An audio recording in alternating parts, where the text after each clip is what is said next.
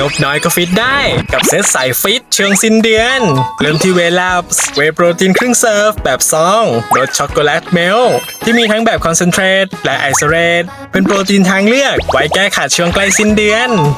ถ้าคิดว่ายังเสริมโปรตีนไม่พอก็ต่อด้วยนี้เลยเกรเนตคาร์บคิล่าโปรตีนบาร์ของสายฟิตที่ให้โปรตีนถึง21กรัมน้ำตาลไม่ถึง2กรัมอร่อยกินง่ายคล้ายขนมและปิดท้ายด้วย Wider Performance Hydration เครื่องดื่มเกลือแร่รสผลไม้ไว้เติมความสดชื่นให้ร่างกายระหว่างรอเงินเดือนออกแค่3ตัวนี้ก็ช่วยให้คุณฟิตในช่วงสิ้นเดือนได้แล้วที่ Nutrition Depot ทุกสาขาและช่องทางออนไลน์